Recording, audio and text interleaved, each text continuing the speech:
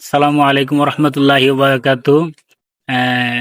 যে যেখান থেকে দেখতেছেন সবাইকে অসংখ্য মুবারকবাদ এবং অভিনন্দন। আজকে আমার একটা খুশির দিন। আজকে আমার একটা পুত্র সন্তান আল্লাহ তাআলা রব্বুল আলামিন দিয়েছেন।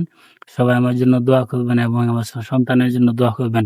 আমার একটা আশা আছে অনেক আগের থেকেই যে আমার ছেলে সন্তান হলে আমি সুন্দর একটা নামের পাশাপাশি অবশ্যই হাফেজ এবং আলেম বানাবো। সবাই আমার জন্য দোয়া করবেন যাতে আল্লাহ রাব্বুল আলামিন আমাকে সেই তৌফিক দান করেন।